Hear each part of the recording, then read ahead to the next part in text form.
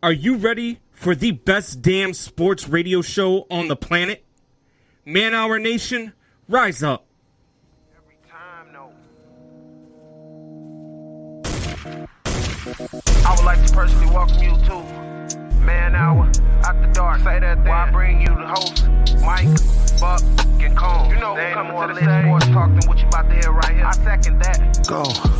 You know that it's us when we talking about sports. Giving you facts on the field to the court. Tune in, we need the support. 1 hour too short, still listen some more. On all your stations, not dropping no music. Starts like Adidas, but Nike just do it. Down 4 in the 4th, we go for the win. Michael 2 seconds, we taking it in. Buck, Mike, and Combs, you know what's going on. Man, now we're After Dark, no LA, we the big spark. No 4th and inches, won't cut short. Got the best talking, it's all sports. Buzzing more than buzzer beaters. We coming live all through your speakers, go. And what is up, everybody? Michael Buckheiser here with the Man Hour. Head over to manhourradio.com. Pick yourself up some merchandise. We also had the blog section as well over there. We got an action-packed show for you guys. But first, we want to kick the show off by welcoming the man, the myth, the legend himself, Meatball BC Combs. What's going on, Brandon? What is going on? Man, you keep running that meatball thing out there. I might have to come out there and beat your Kansas City Chief loving ass. Hey, speaking of which, guys, we wrecked Fortnite last night. We killed a bunch of 12-year-olds, and, man, I was flexing on them all day. I was pretty hyped about that, Combs. I got Buck's like, hey, come on, let's play some Fortnite. I was like, all right, I'll jump on for a game. My kids weren't on last night. I was jump on for a game with Buck, and I get him his first win on Fortnite. So that was pretty sweet. And then this afternoon, right before I came out here, I got second place. This kid was like camped out in the grass. I walked over him 3 or 4 times. You know, this like the circle's like yay big. I'm like, dude, I need to see this dude. I'm just like, whatever. And then he killed me. I'm like, second place, really? Second place must be how it feels like to be Wyatt day in and day out. Just miserable. Well, he is a Packers fan, so I mean, you know what? He knows what it's like to lose in a title game. Come on now, Combs. Second place is better than 32nd. Don't bring your Bears into this, man. You don't want to do that to yourself. I'd rather not make the playoffs at all, like my Bears do every single year. I'd rather not make the playoffs at all than to lose in the NFC title game every year. Because that is such a Bears thing to say. I have zero expectations of my team to ever win. Well, guys, we do have an action-packed show for you tonight. We do have some big news. We'll break that later in the show. But we're going to start today's show off with a sports memorabilia expert, I should say. Wow, that is a tough word to say. Memorabilia. Especially when you have a stutter problem. Yeah, I mean, Stuttering Buck has a problem with the word memorabilia, 100%. But let's welcome Chris to the show. Chris, welcome to the show, my man. Hey, guys. Thanks for having me. Yeah, we are definitely very, very excited. Before we get into the interview process whatsoever, tell people who you are, what you're all about, and where you're from. Well, I'm originally from an hour north of Green Bay, a little town called Nerat. Grew up going to Packer games, driving that hour drive with my dad. Went to college at UW Green Bay, and after that, I started grading cards, sports cards for a living, for a place called Sports Collectors Digest, and that was in Iola, Wisconsin. And we kind of got in the game a little bit too late, and it didn't last very long. So then I started working for an auction house in Las Vegas, selling sports and entertainment memorabilia. Then I ended up working for the Upper Deck Card Company in North Las Vegas. I jumped around a lot of places, as you can see. I then went to, I was the assistant editor at Sports Collectors Digest for about 3 years, then worked for another auction house in Milwaukee. And now I work for the world's largest collectible auctioneer, Heritage Auctions. I've been there for 11 years, so I stopped jumping around finally.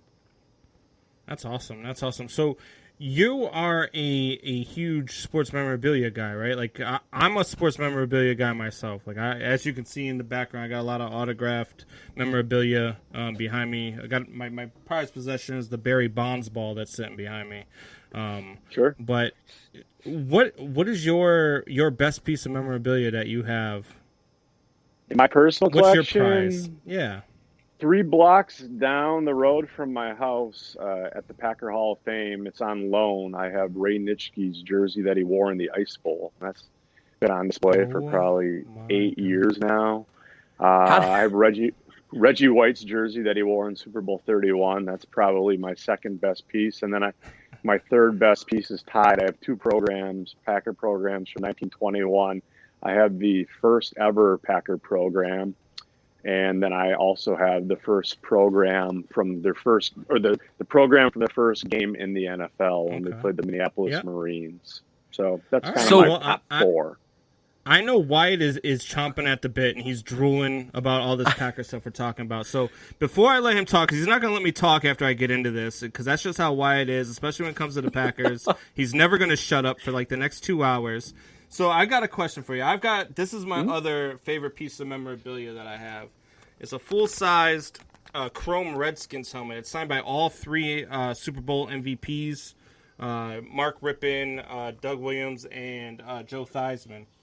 What would you say that something like that is worth? Because I can't find anything that is similar that has any of those 3 on it with any type of. Yeah, I mean, I'm sure that it exists because it's, something that sounds like it would be in demand with any Redskin collector who likes autographed helmets. Sometimes it's hard to put value on things like that. I could tell you it's worth $1,000. I could tell you it's worth $1,500, but the best way to find out what your item is worth is to put it in an auction and then let the natural auction process take place and the bidding war take place, and then you'll actually know what it's worth. I've seen things that we estimate at $1,000 and they sell at $5,000, and I've seen things that we estimate at $1,000 and they sell for $400. So, if there's no comps, you're saying that there's no comparable prices, then it's really just a guess. Okay. All right. Well, Wyatt, here you go, buddy. It's your time to shine. So the first thing I want to talk about here, okay? I don't get this opportunity often, right? I am on a show with a Bears fan. That compares to a rough situation, right? So I feel for you. First off, I just want to admire this moment that there are 2 Packers fans on Man Hour. As of course, Combs is going to go to his old reliable there. His McGregor with the Packers shirt on. Gosh. Sorry, I had to do it. McGregor, that picture is the representation of the Bears franchise all time. But anyways, back to the point here. Everybody likes to give me crap here for how much I mention the Packers. They have actually invented a drinking game now for the show. Every time that I say Packers, mention anything with the Packers, everybody drinks. So I figure me and you are going to have a pretty drunk on this show. Yeah. They're going to be drinking a lot tonight. Go ahead. What are you guys drinking tonight? I can't see. I got the Bacardi and Coke going. All right. That's a Wisconsin drink. So Kinda. You said you worked at we'll go non-Packers first. You said you worked at Upper Deck. So as a kid, I collected a bunch of sports cards growing up and stuff. So that's really cool to me. What was that like working for Upper Deck? It was a bittersweet job for me, actually. They hired me after I worked for the other auction house in Las Vegas. I was brought on to start their Upper Deck's auction house. And about a year into planning the auction house, Richard McWilliam, who was the owner at the time, he's now deceased, he pulled the plug on it after about a year of planning. So what was it like? It was honestly, it was a lot of sitting around and surfing the internet and getting paid for it, which sounds great to a lot of people, but when you've been doing it for a year, it's really not that fun. It was cool when I had a chance, my different chances to go into the warehouse and look at all the Upper Deck authenticated memorabilia signed pieces. And I just remember opening up huge boxes and there'd be literally dozens and dozens of Michael Jordan signed jerseys, or Peyton Manning, or Ken Griffey Jr., Tiger Woods. And that's the stuff that I grew up really salivating over because it was so expensive and I couldn't afford it a lot of times. But to see all that in the warehouse was pretty breathtaking. And then you currently work at Heritage Auctions, correct? Yep. And Heritage Auctions, football and basketball and hockey expert there.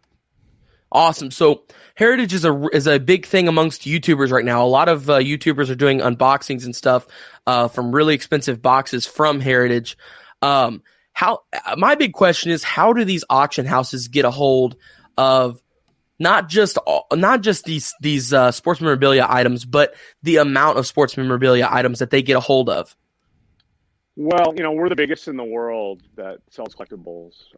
So we definitely have an advantage. You could take all of the web traffic of all of our competitors combined, and they wouldn't come close to the web traffic that HA.com receives. So that's a great way to generate consignments. But, we take in consignments from any way really possibly that you could think of, from the little old lady that found a box of cards in her attic to the Jerry Kramers of the world, who we took his collection in, Packer great Hall of Famer, to investors that, guys, some box breakers are investors and they do it for the money. And they'll give us a call and say, hey, I have that Pat Mahomes 1-of-1 card. Can I put it in your next auction? So really any way you could really think about it. And like I said, we are the biggest, and it's a lot different than when I used to work for some of the smaller auction houses. When we'd get excited over a $500 item, now literally we'll get a $100,000 item every day, and it's still cool, but it's not what it would have been if 10 years ago, if a $100,000 piece came through the door. Absolutely. So, talking about working at all these cool places and stuff. Like, is that kind of a cool thing? Like, as a kid, like, everybody always dreams of their dream job, of doing the thing that they love. I mean, isn't that cool that, you get to do what you love every day involving sports cars and stuff like that, and sports memorabilia every day? Yeah, I mean, it sure beats, working at a factory or, working at, a restaurant or something like that. But honestly, growing up, I didn't have a lot of direction. I didn't know what I wanted to do. I went to college and got the easiest degree I could find, which was communications, with a journalism emphasis. And I was just always a big sports nut and sports card and memorabilia nut. I never really, going into college and selling on eBay all the time, I never really put two and two together that I could make a career out of it. Just for whatever reason, it didn't dawn on me. And when I got out of college, I was kind of job searching and maybe thinking about writing for a newspaper or something that doesn't pay much. And the opportunity came up that they needed these card graders for this new grading company. So, yeah, I mean, I'm blessed. I'm very grateful that I'm, working a career that is my hobby, and it's still my hobby. I still buy and sell mostly memorabilia. I don't do much with cards. Unfortunately, I'd be real wealthy if I did. But the card market is ridiculous right now. But yeah, I mean, it's pretty awesome. I've had an opportunity to meet a lot of cool people, not just the celebrities or the athletes, but a lot of cool people, just, everyday people that found a really neat item. I just was at a lady's house last week in Green Bay, and she was going through an old shelf. And there were some books in the shelf that one of her deceased relatives used to own, and a pair of full unused Ice Bowl tickets fell out of a book. I mean, those are the stories that are super cool and real rewarding in my career, for sure. So in what you were just saying, you mentioned the famous people you got to meet. Who are the most famous people you've got to meet, and what are some of the coolest experiences you've got to experience? Like, just Ice Bowl I can't even imagine Ice Bowl tickets rolling out of an old book. Yeah, that's nuts. Yeah, probably my favorite athlete that I got a chance to work with was Jerry Kramer. I really like the older guys that played in the league. It's just they're just special people. They appreciate the history like I do, and they love to tell people about it. And to me, I had the chance to spend a couple days at his house in Boise, Idaho, going through his entire collection. And him and I drank beer and smoked cigars on his deck, and he was just such a nice guy to me. And he was opening the Heineken bottles of beer with his Super Bowl II ring. Like, he had it on his finger, and he cracked the beer open. And I said, Jerry, that's a $100,000 can or bottle opener you're using right there. And he looked at me and he said, I've been doing this for 50 years with this ring. If I'm not going to stop now, or something like that. And I just started laughing. Yeah. So yeah, I mean, it was cool to work with him. But there's been a lot. I had a chance to work with the Nitschke family. A lot of the older Packer players' families I had a chance to work with.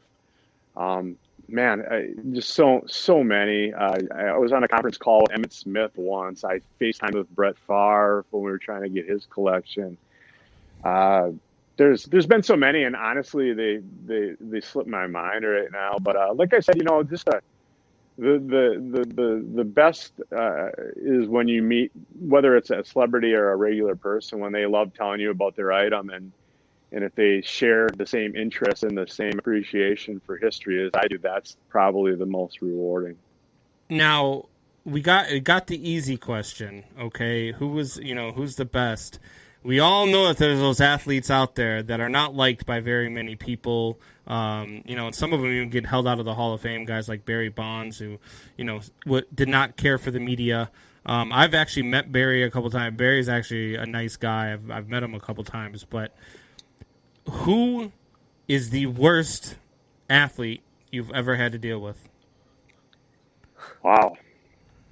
I'm never going to talk bad about any of our consigners, but prior to my career with Heritage Auctions, I met Terrell Owens once in the back room at a card show. I knew the promoter, and he introduced me to him, and I just wanted a picture with him. I didn't want an autograph or anything, and he wasn't even, he wasn't mean to me, but the promoter just said, "Hey, this is Chris. He's a big fan, whatever. He just wants a picture with you." And Terrell Owens, he didn't really look at me. He literally just stood straight up from his chair, put his arm around me, took the picture, sat back down, didn't smile, didn't say a word. And honestly, that's probably that wasn't even that bad of an experience, but that was probably my worst experience with these guys. Marshall Falk was not nice to me. I tried to interview him when I was assistant editor at Sports Collectors Digest, and that's when he was on the NFL Network as a analyst or whatever. And so I was in the media. He was, a small time media I was, but he was in the media, and I just wanted to get some quotes for Tough Stuff magazine, if you remember that magazine. Yeah. And he just didn't want to do it. He's in the back room signing autographs. No one's around him. It wasn't a big deal. He was a jerk. For whatever reason, he didn't want to give me the time of day, and that wasn't cool. But other than that, most of these guys are pretty nice. If you don't get too googly-eyed over them and you treat them professionally, they treat you professionally. I mean, Brett Favre, he was very professional, very nice. I've been pretty fortunate. I think the worst interaction I've ever had with a player was actually at a Cubs game, and the Giants came to town, and Marquise Grissom, and it wasn't even an interaction with me. This little kid was wearing a San Francisco Giants Marquise Grissom jersey. He gets off the bus to enter the stadium, and this little kid runs up to him to try to get his autograph, and he's on the phone, and he puts his hand over his phone, and he goes, "I'm on the phone, kid," and he walks away. Yeah, to me, that's just even that. I could imagine if it was me running up as a 40-year-old man saying, "Hey, Marky," you know what I mean? But this is maybe an 8 or 9-year-old kid, and it's just, stuff like that just rubs you the wrong way. And it's not like it was Frank Thomas or something. It was Marquise Grissom. Like, come on. Right. Yeah, exactly. So we've all seen the picture on your Facebook and on your social medias of you laying like this on top of all of those jerseys. The big question I had for you is, how do you have a number? Like, what is the number on jerseys you have? Because in that picture, there is easily 20, and I'm sure there's more that's not in the picture. Yeah, those are game-worn jerseys, and a lot of really, really high-end ones. That was a collection I brought in for Heritage. It was a guy named, I think his name was John Kindler. He was a big collector in the 70s and 80s, and I brought his collection in from his son, who lived in Beverly Hills, and met him in Beverly Hills I think it was a Sunday morning. I flew out there, and I knew he had a lot of jerseys, but he started bringing out Rubbermaid containers one after another out of this minivan of jerseys, and it's like he's pulling Lynn Swan and Ronnie Lott, Joe Montana, just one right after the other. Fran Tarkington, Roger Staubach. I mean, the list goes on and on. So that was a collection of, God, it was so long ago. It was about 7 years ago. It was maybe 200, 300 jerseys, something like that. But they were all like the cream of the crop. Wow. And we've had a couple collections like that. So as far as how many jerseys do I own, I only own, I kind of restricted to the Hall of Fame Packer guys now. I really weeded out some of the lower end ones. So my collection is only a few dozen jerseys, but I have Paul Hornung, Jim Taylor, Willie Wood. I have Favre's first jersey, Charles Woodson. I got a nice Devontae Adams. The real high end cream of the crop guys I kept. So it's not really about quantity for me at this point. It used to be, but definitely about the quality of them. Well, you mentioned Devontae Adams' jersey. You said it was game worn.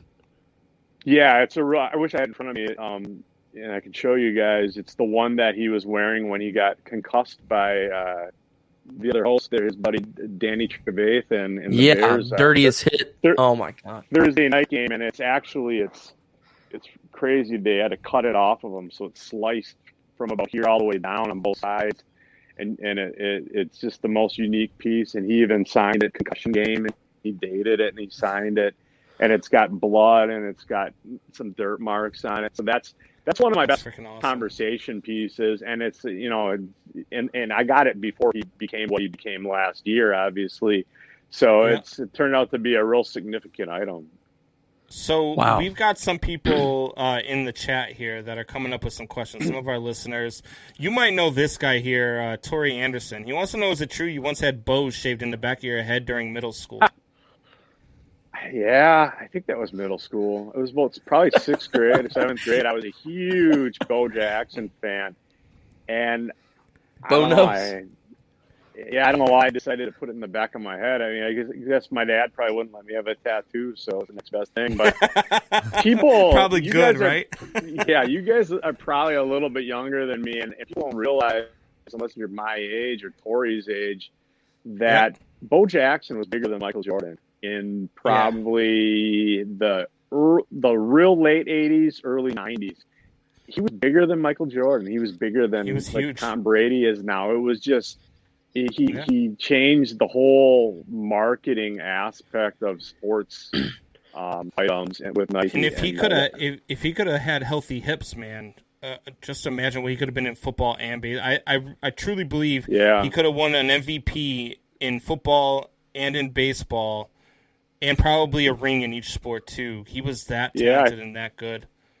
Yeah, they say that the only guy they compare him to is Jim Thorpe. Is the best all around athlete, or maybe like a Deion Sanders. But Bo was special, and he had that about him that, like I said, for marketing, that Bo Knows campaign. It took on a life of its own, and I remember where I was when he hurt his hip against the Bengals.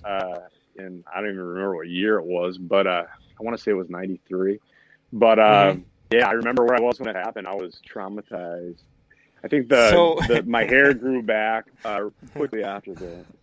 We're talking about great athletes here, and Tori has another question for you. We had this debate a couple times on this show. Who's the GOAT, LeBron or MJ? Jordan, for sure. Thank you, sir. It's Jordan for a lot more reasons than just who the better player is. I mean, to me, you can't bounce around from team to team and be the best ever. Even though Tom Brady, I'm fine with that. That ran its course in New England, but LeBron left because he couldn't win in Cleveland. So how can you be the GOAT? Yeah, no, I wholeheartedly. He wasn't winning enough, and he left. He wanted to win a championship, and he didn't think he could do it in Cleveland, so he left. Right. They bought the team that he went to, and that's part of the reason why I've lost a little bit of interest in sports in general. Is these dream teams, even what Tom Brady did.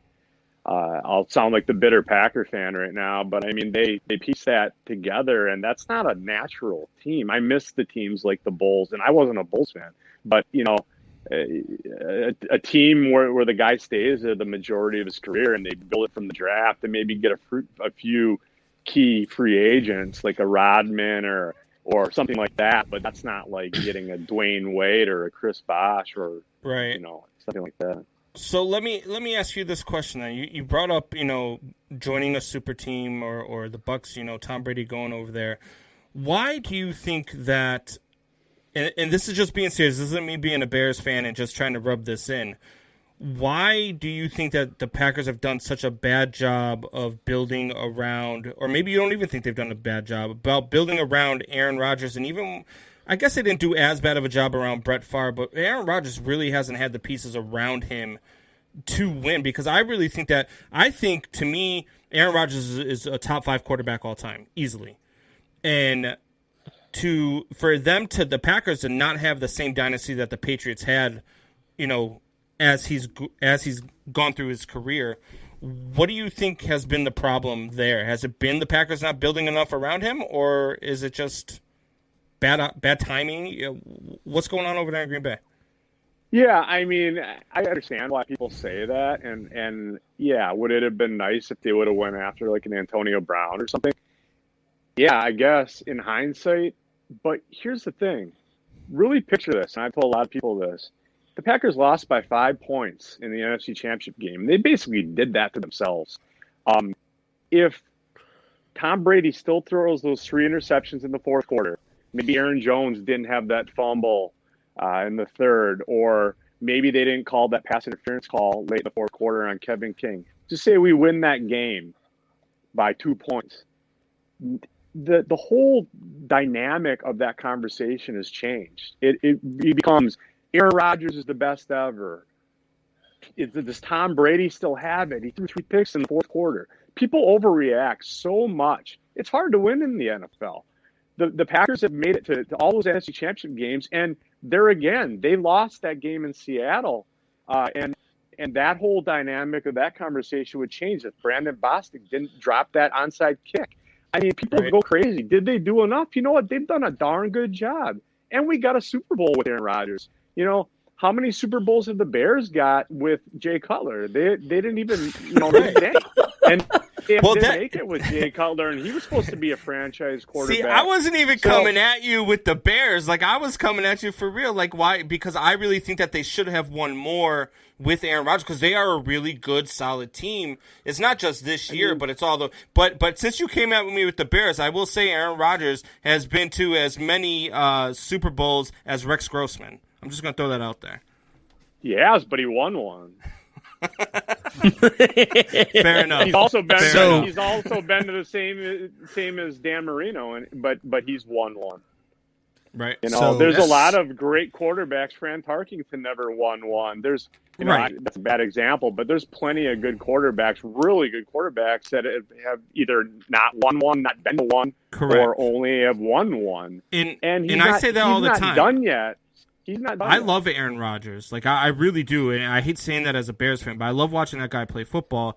The guy is out there doing things that only he has done before. Like, throwing for 40-plus touchdowns and less than 5 interceptions. It's only been done 3 times in the league, and all 3 times were Aaron Rodgers. Like, so the guy is a phenomenal quarterback. I do love watching a guy play. I wish he was a Bears quarterback. But, the Bears don't get good quarterbacks. We get guys like Mitch Trubisky and leave Deshaun Watson on the draft boards. So don't get me wrong. Like, I'm a Chicago fan. Like, I love the Bears. I love the Cubs and all that stuff. But I'm also I'm not one of those fans who looks at my team and is like, oh, yeah, they're the greatest. Your team sucks, blah, blah, blah. Do I like to have fun and poke fun at Wyatt and all that? But I'm a very honest fan. And I'm a very honest fan, though. When the Bears suck, I tell you the Bears suck. And the Bears are going to suck for the next 5 to 6 years. I mean, until they get rid of Matt Nagy and Ryan Pace, the Bears organization, and even Virginia McCaskey, Bears organization is going to be in disarray for a long time. But no, I do love the Packers. Like, I love what the Packers do. I love what the Packers stand for in the NFL. But I just feel like they should have won more with Aaron Rodgers. I think that Mike McCarthy, was really a bad coach. I mean, with his clock management, he won a Super Bowl. He might have run his course, but he was you're not a bad but they coach. should have won more, though, right? Like, I mean, That's you your don't think opinion. they should have won like more? I said, they should have won. They should have beat the Buccaneers, and if they would have beat the Buccaneers, I think they would have won the Super Bowl with a banged up Chiefs team. So it's hard to win in the NFL. I'm telling you, it's hard. It's a game of inches, and it's a game of 1 or 2 plays. And, I get what you're saying, and I don't 100% disagree with it. I don't really disagree with it at all. Should they get more? I hope they get J.J. Watt. And then, people can stop saying they didn't get Aaron Rodgers, another, key player, a superstar. And I think we have a good chance of getting J.J. Watt. But, there's no guarantee that we win the Super Bowl with J.J. Watt. And, injuries happen. You got to get lucky, too. There are 2 reasons I don't want to see said, J.J. Watt with the Packers. Is 1, I'm a Bears fan, and I don't want to see them be better than what they are. And 2, like Wyatt will be sitting here in his underwear with a J.J. Watt painted on his chest until the football season starts. So, I would. God, too. I hope J.J. Watt does not go to. You just say you will too. I love J.J. Watt. He's a great guy. Oh, I love J.J. But Chris, so I did some research on you, and I also talked to Tori a lot about you. And something on research that I found out was you had a 2-month investigation on a Brett Favre jersey. What was the investigation? What was that like? And just what was the conclusion? Just run us through all that. Yeah, real quickly. So it's when I was writing and editing for Sports Culture Digest, SED. And there was a call one day that a guy called me. He was a collector named Steve Tavis, and real nice older gentleman who spent, I believe, at the time, I think he spent $3,000 or $6,000 from a pretty reputable source selling a Brett Favre game-worn jersey that came with a picture of Brett Favre holding up the jersey, and it was signed game used. It was signed what date he used the jersey, and I think he sent me pictures of it, and just for whatever reason, and I did a little research and proved that wasn't real. It wasn't from that game. The NFL shield on the V-neck wasn't in the right place. I mean, it was really easy with photos. You can see where the patches match up, and if they don't match up, it's not real. And then I got another call from a guy who just tipped me off that there's a lot of bad stuff going on with these Brett Favre jerseys that are coming from Brett Favre's camp, basically. I'm not saying Brett Favre did it on purpose. I'm saying Brett Favre signed jerseys as game used that weren't game used, and that was what the story was about. It was crazy.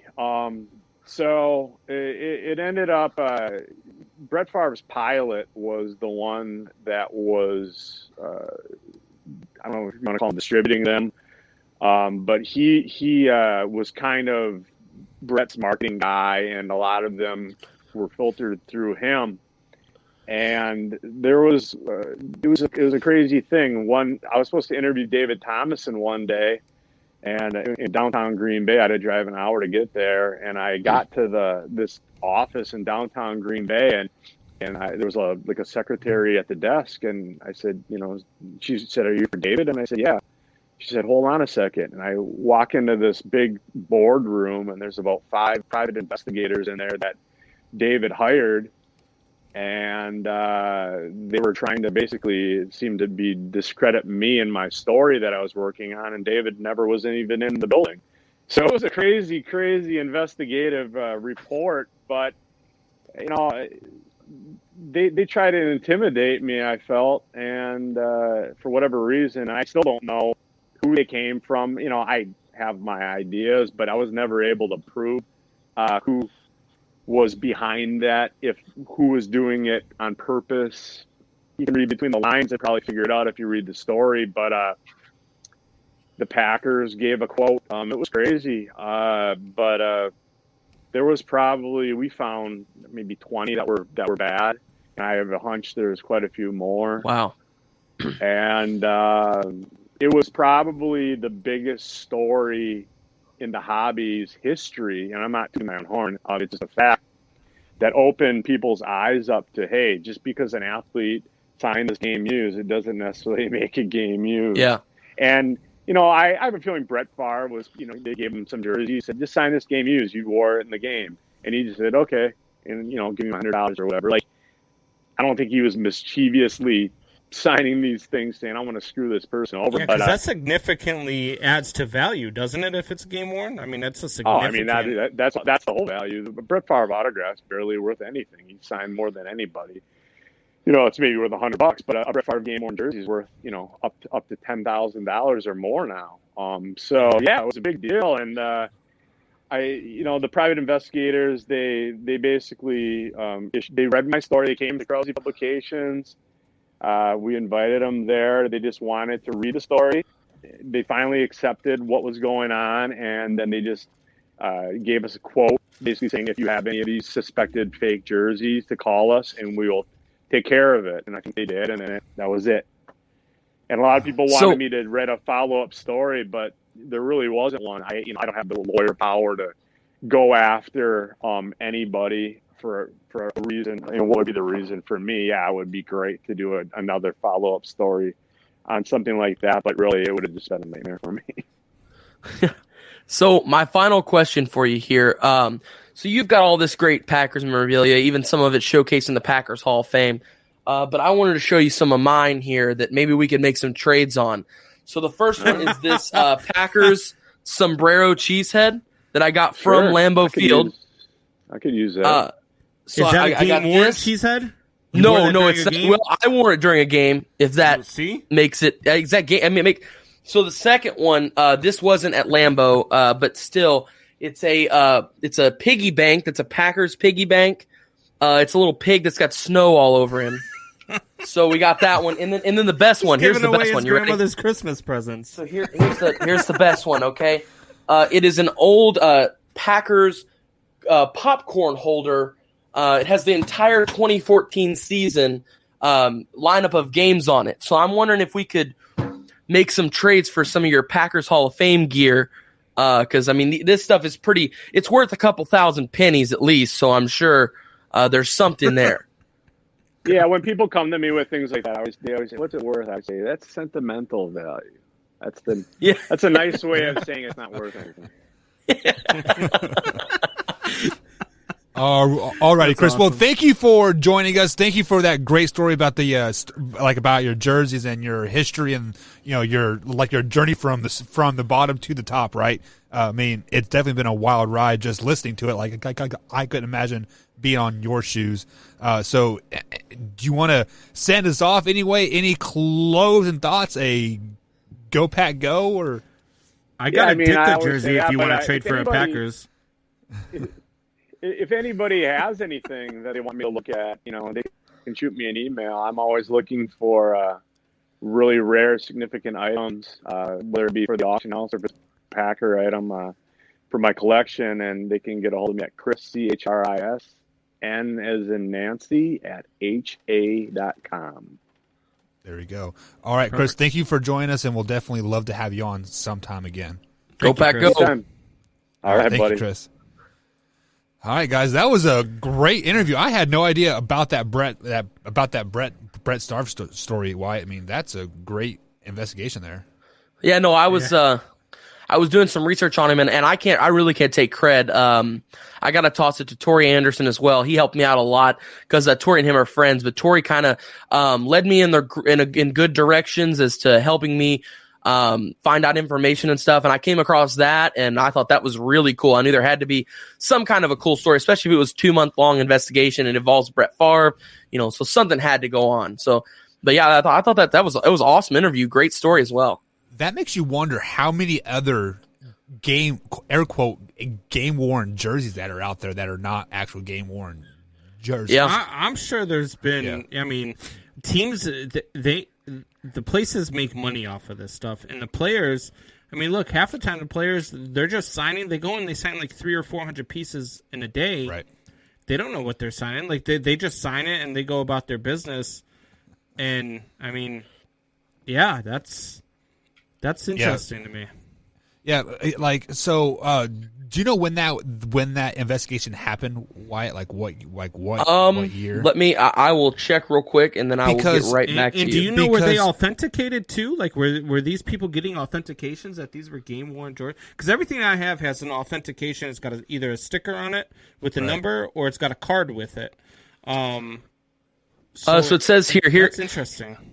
Here is his profile. So Chris Nerat at a Wisconsin native and one of the hobby's best known as vintage Packers memorabilia experts, received his bachelor's degree in communications at Wisconsin Green Bay. I'm trying to read down here a little bit. Talks about Upper Deck.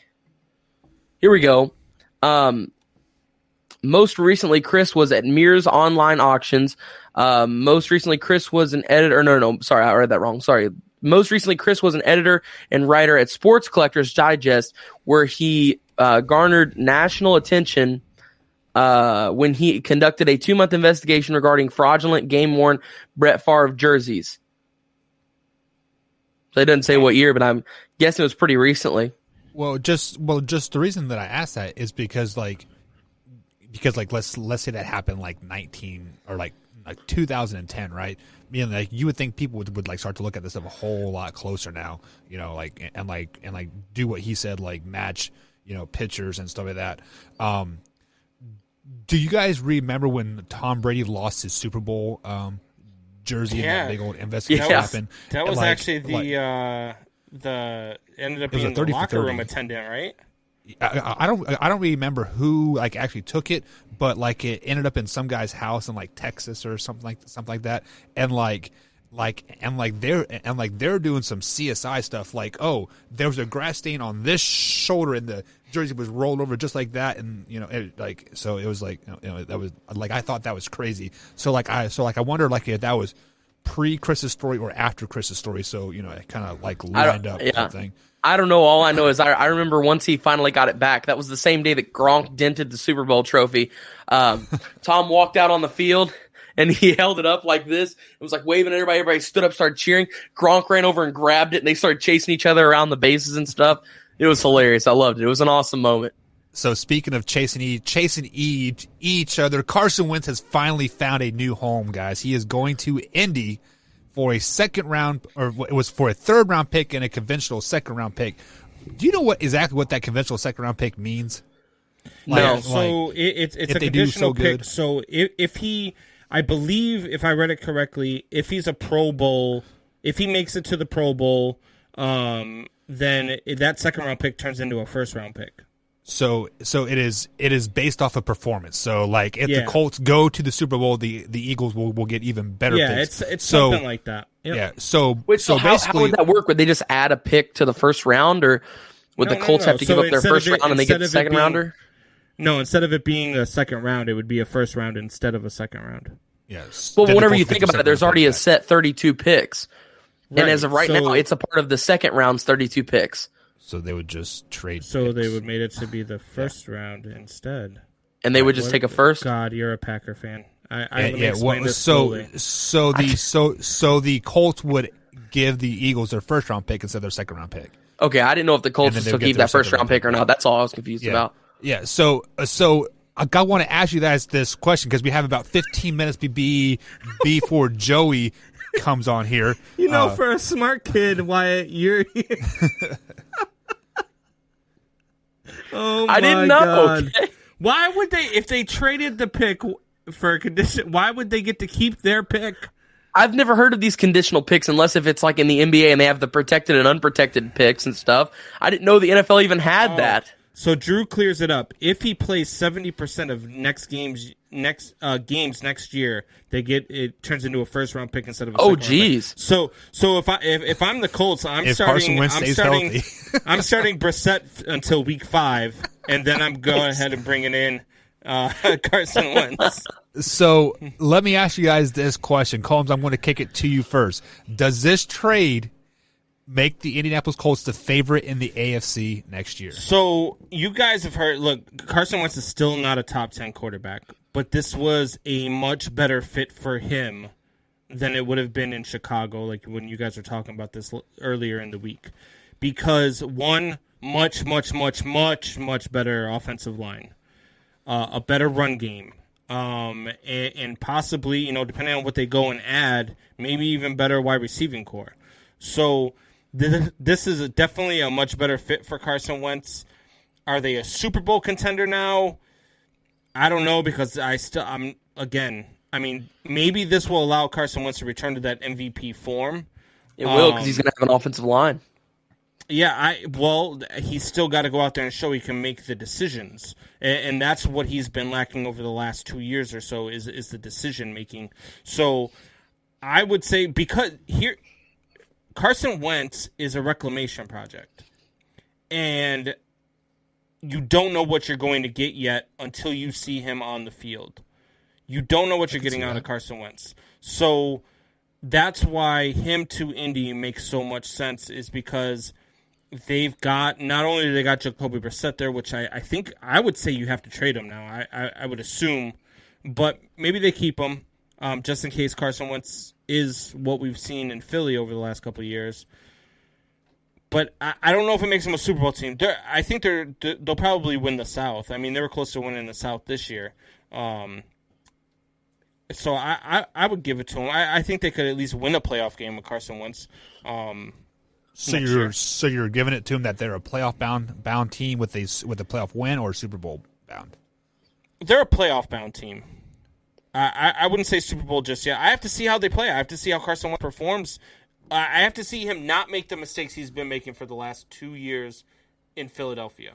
And if he can do that, if he can correct that, if it's just a coaching thing, if he just was unhappy being in Philly and now he's going to be happier being in Indy and he returns to MVP form, then yes, then maybe he'll be a top 10 quarterback in the NFL.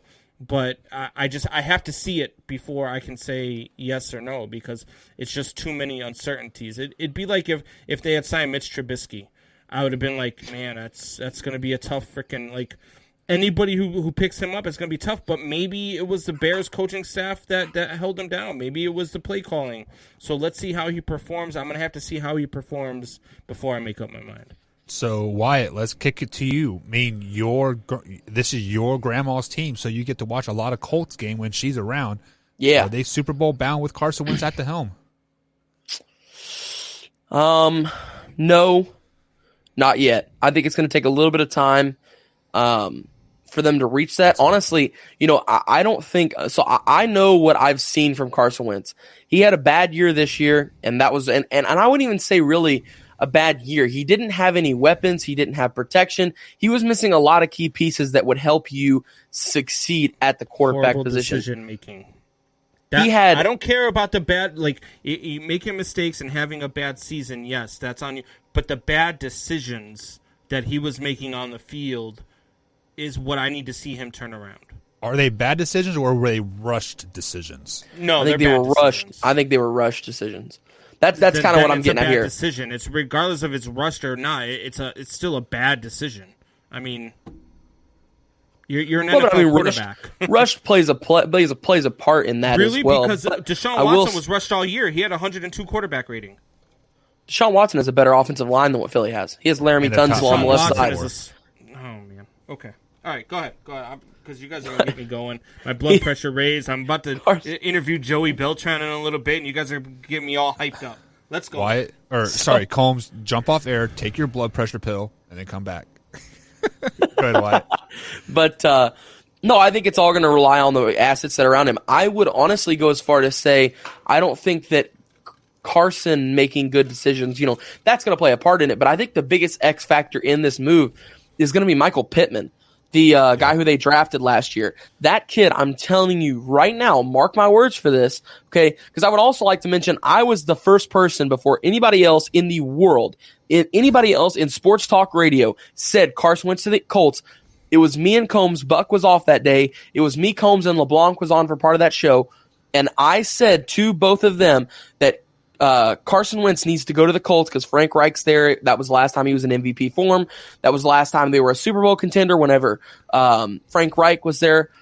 I said that. So first off, I'd like to say that. Second off, I am just saying it is going to be all about Pittman. And he's going to have an offensive line now. I mean, the Colts offensive line is a top. I would go as far as say it's the best offensive line in the league because of not just the talent, but they are the youngest offensive line in the league, and they all have a couple of years left on contract. So you literally have Quentin Nelson, you have Kelly, you have Costanza did leave, so he's going to have a little bit of a hole at tackle. But now that they traded him away, they're still going to have their first round pick. They kept that. They didn't have to give anything up, so they'll probably use that first pick for a tackle or some kind of an offensive lineman to fill that hole, or a DB. That would be the only thing that I say that was the two holes they had. This team was simply a quarterback away from being a playoff contender and a possible Super Bowl contender. Like Combs said, I got to see how they play before I judge if they're a Super Bowl contender. Right off the bat here, I can tell you, in my book, they are a playoff contender. They are absolutely a playoff team. I think they win their division this year, because I think that Tennessee kind of starts to.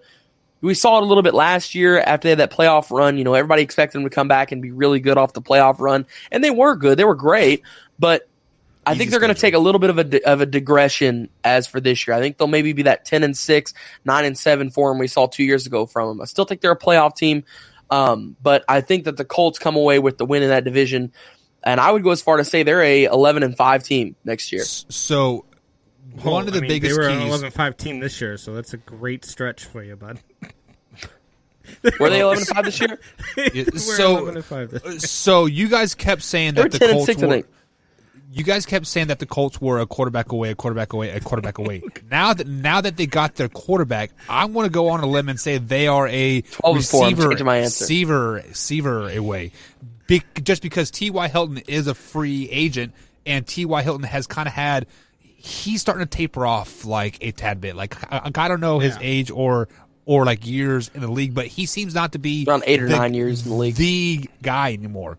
There are some notable free agents out there at the receiving core. Two of them being Juju Smith-Schuster and Odell Beckham Jr. I am not an Odell Beckham Jr. fan. I think he is a cancer on teams, and I think the Browns were better without Odell Beckham Jr. But Wyatt brought up a great name there, Michael Pittman Jr. You team up Odell Beckham Jr. with Michael Pittman Jr., with Carson Wentz at the helm, with a solid running game. That is a very dangerous offense, because Odell Beckham Jr. isn't the guy, but he is the guy that can step up when Michael Pittman Jr. isn't going to perform, when he has that sophomore slump. With that being said, I would not be surprised right now if Odell Beckham Jr. goes to the Colts over the Bucks, simply because of the chance that he will be going to New England. He's not going to New England. Nobody's going to New England. Okay, nobody's going to Chicago. Nobody's going to New England. Nobody's going to San Francisco. All you homers can get out here. Odell Beckham Jr. is going to the Colts. Let me ask you something, you two jamokes. You two have been on me all week long, pressuring me. Carson Wentz is a top 10 quarterback, right? That's what you guys say. When healthy and when he has weapons, yes. Okay.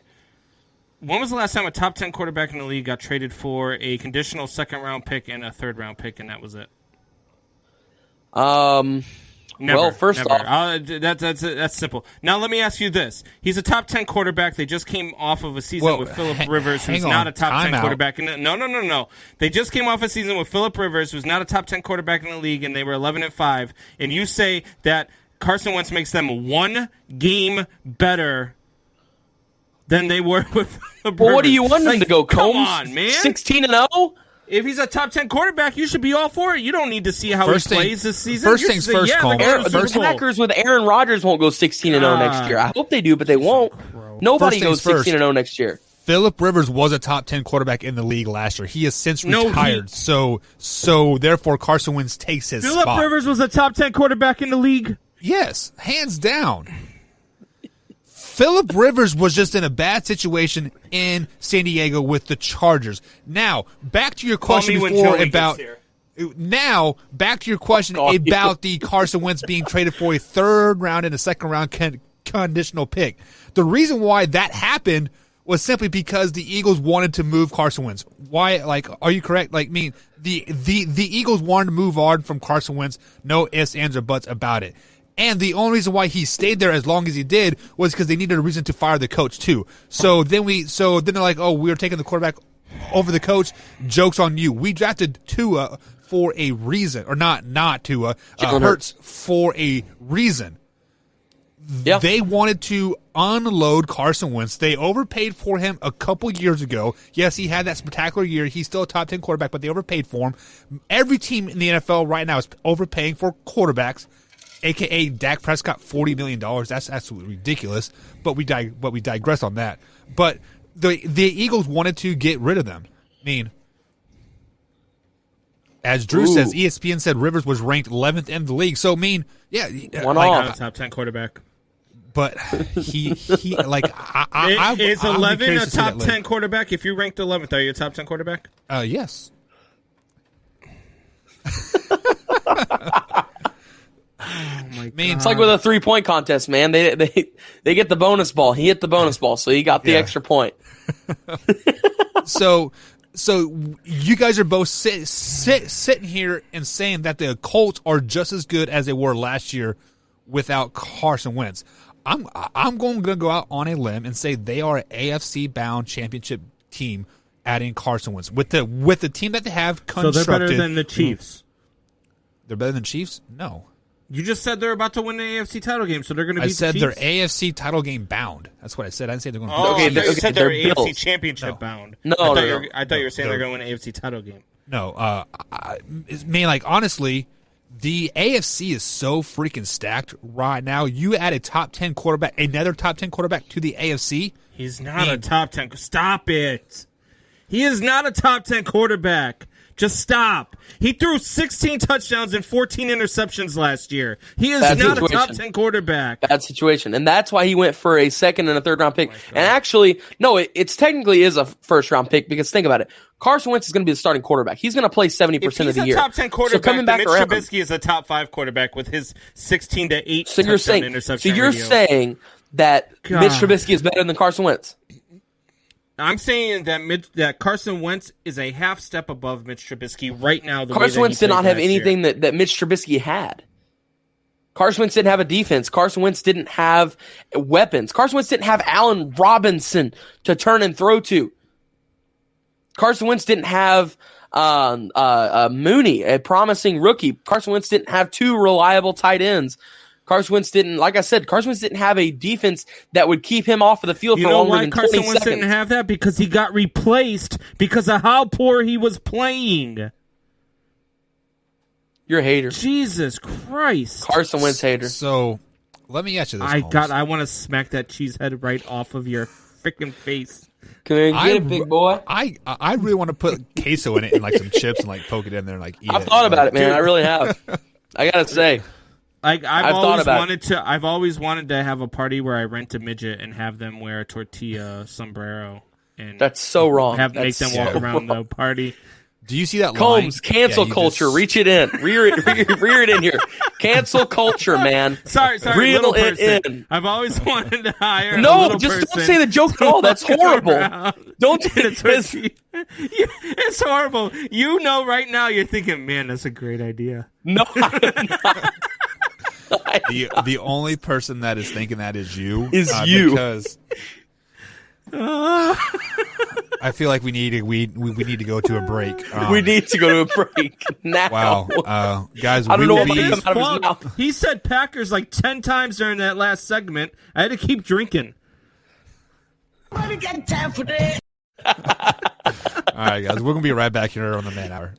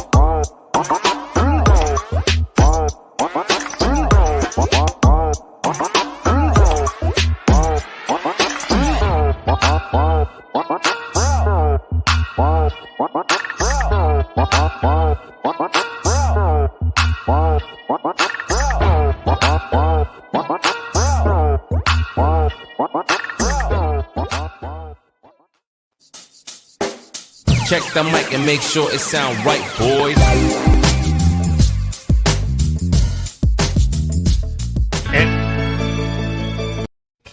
And welcome back to the Man Hour, guys. Michael Buckhouse along with Brandon Combs and Wyatt Williams. We had a great interview. What are you shaking your head for? What? I lost you, man. What are you even talking about? This guy's got his piggy bank with him. He's got a cheesehead sombrero. What is, like, are you drunk? No. You are, though. No, I'm not drunk.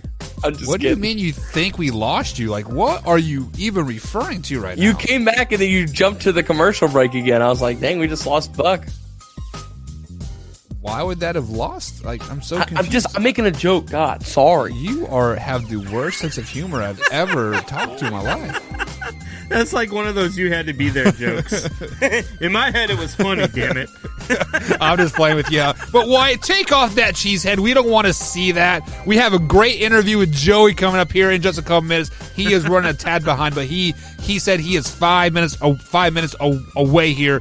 So we are going to take 5 minutes and pay to some homage to the Amish.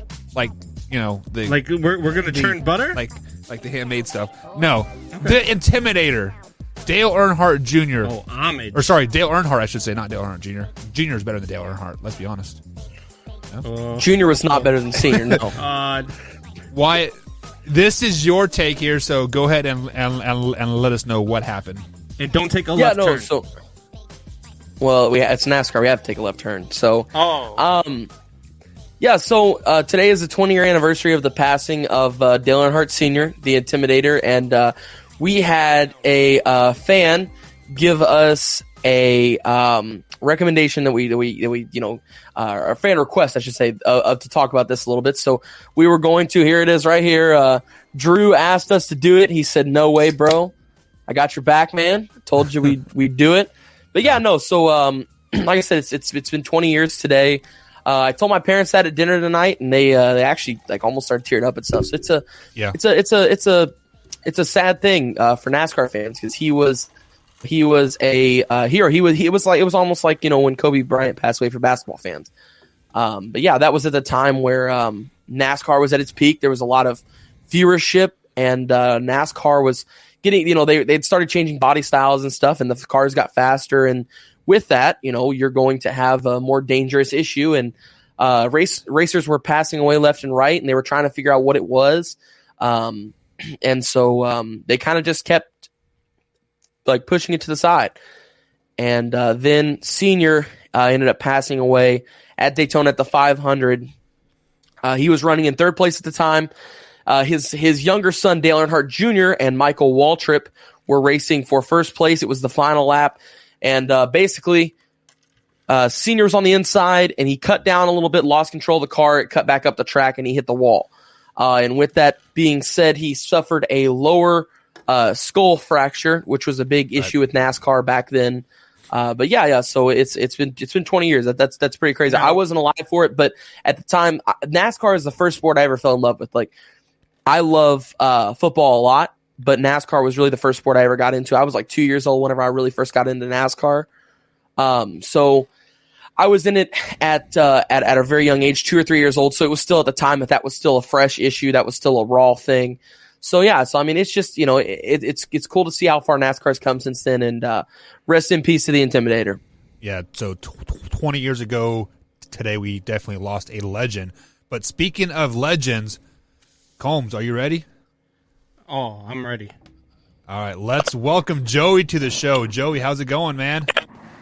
How you doing, man? You guys hear me good? Yeah, we're here to good. Oh, yeah, Great, we got you. Perfect.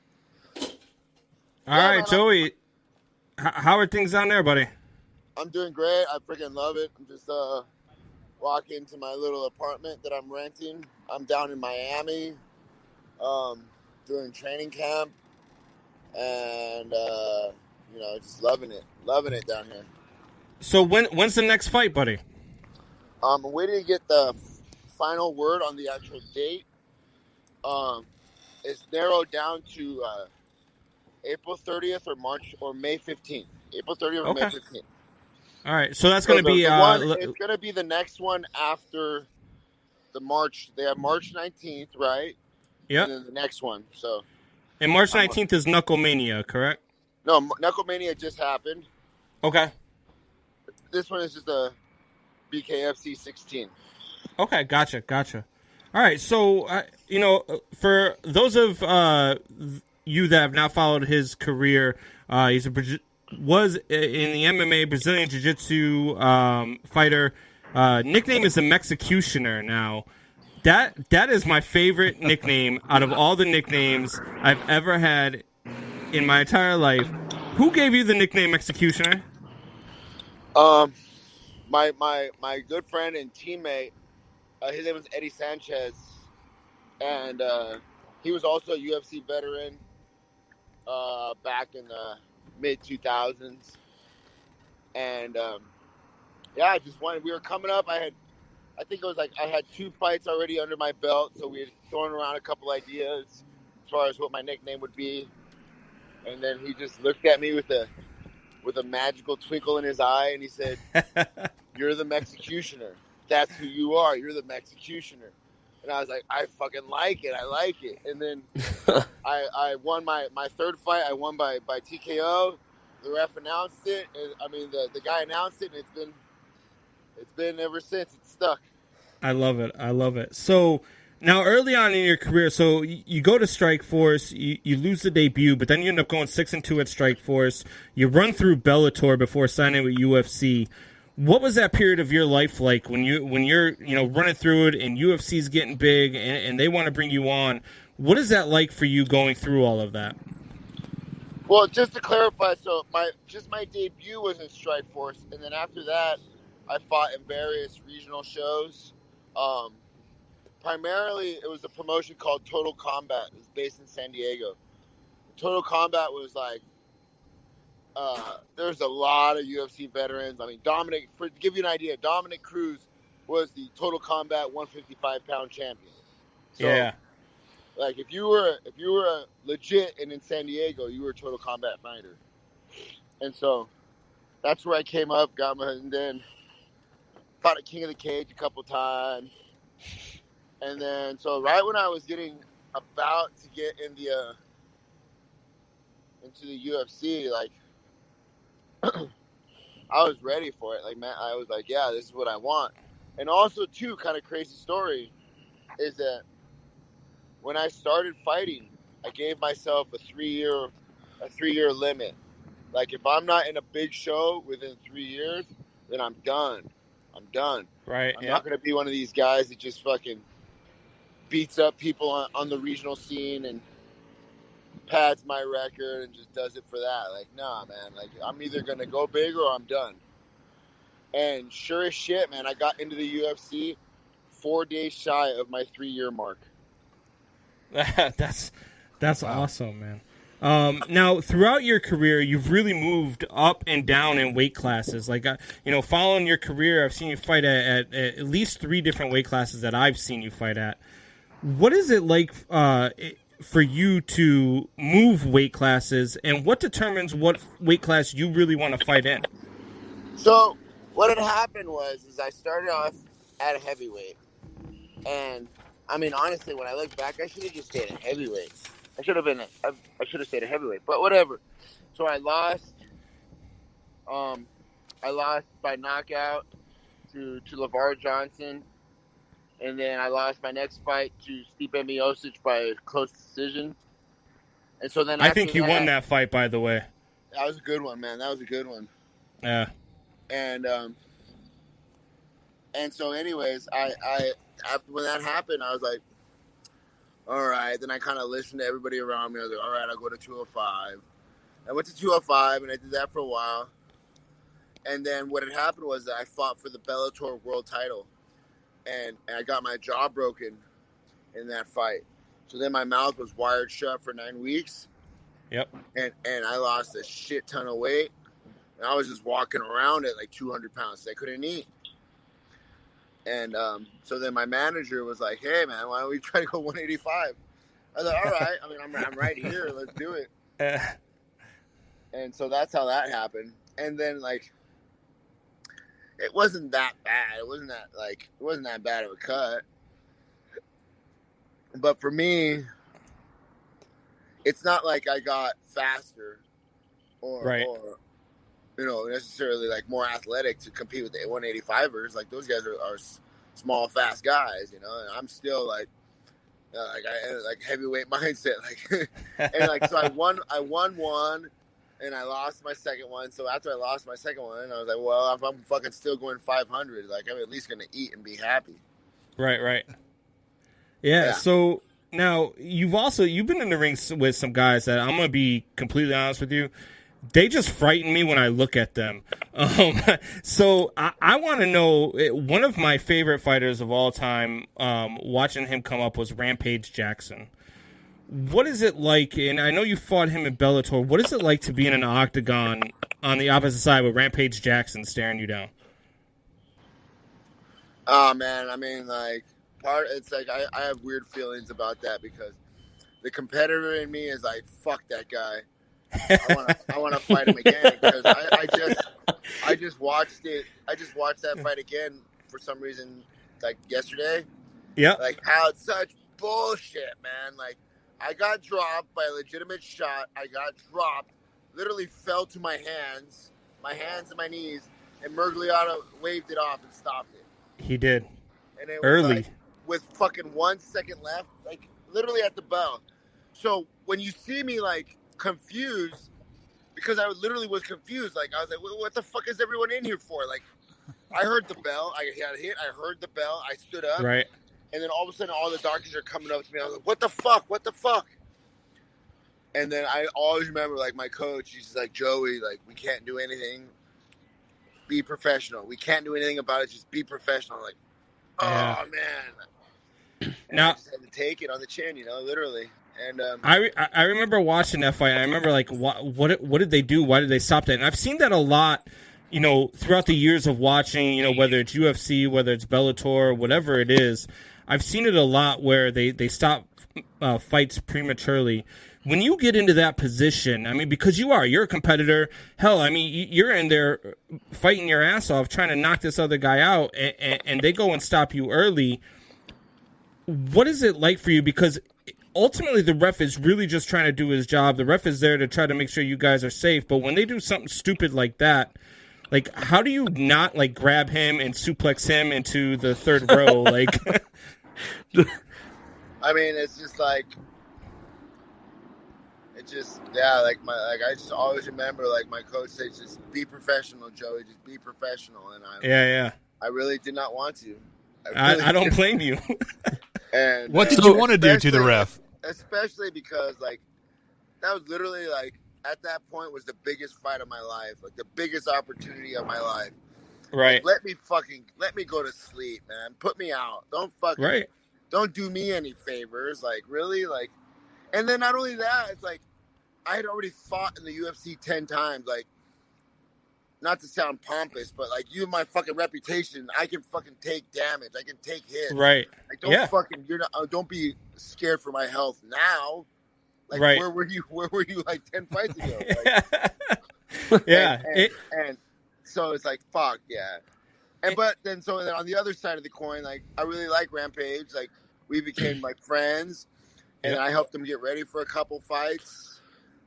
We had the same manager for a short period of time. Mm-hmm. And then we were both sponsored by a Monster, so we went on a couple trips together, and he was really, really cool. So, yeah, he's always been one of my favorites to watch for sure. I like him.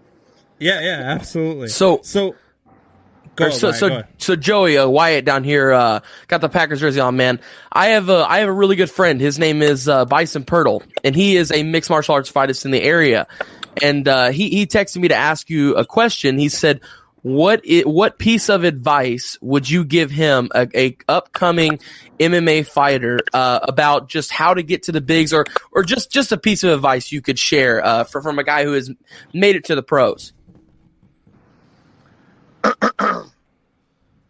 I would, I mean, if it's really the life that you want, like, really have a hard conversation with yourself and decide what it is that you want in your life, like, out of this life. And then if you are willing to make the commitment that I want to be in the UFC, I want this as a career, well, then there can't be any plan B. There can't. You have to fucking burn the ships. You have to burn the ships. There is no going back. And there is, like, in spite of whatever injuries or fucking illness, bullshit with a girlfriend or with a wife or whatever, like, you can't let anything derail you from the plan, you know? And that's like that is a lifetime commitment. Like, for me, like, I never had a plan B. It's like, if I don't do this, like, you know, like, unfortunately, like, it all worked out in the end, but, like, I got in trouble, like, literally, like, fucking 2 months after turning 18. I got arrested on some bullshit. I had a felony on my record for, and so I couldn't get a normal, cool little job, you know. And I tried to go to school for a little bit, and that didn't work out. I just ended up with a bunch of student loan debt, you know. So it was like, fuck, man. Like, for me, there was no plan B. There was no other way out. Like, I had to do it. I had to make this shit work. So you said you went to college. What did you study while you went there for the short time? I mean, I just did all my general ed. So, I mean, I have a lot of units. I have like 48 units. And then once I did all my general ed, and I transferred from junior college to University of Hawaii in Manoa. And then that's when I learned, real college is hard. Junior college, like, you can fucking, I had good grades in junior college. I had like a 3.6, like, because you can fully, like, you find out the system. Okay, I don't have to come to this class. I have to come to this class. I got to pass the test, or I have to turn in fucking X amount of papers, or whatever. And then, like, boom, you just work the system. But at fucking real school, they want your ass there every day. They want you fucking doing homework, taking notes. I'm like, oh man, fuck this. So bare knuckle fighting championships now, man. Now this is a whole different animal. Like, I've watched a couple of these things now, and this is not like your UFC. This is not your typical MMA. But in October 2020, you win the heavyweight title, and you knock out, which all of us want to do. We knocked out an Alabama player. Like, we all want to do that because we can't stand Alabama. But you were the first person to ever defend the BKFC World Heavyweight title. And you also get the Police Gazette World Heavyweight title, which is something that has only been, it was the first time it was won since 1899. What does an honor like that mean to you? So just a clean a little. So what happened was, I won the title.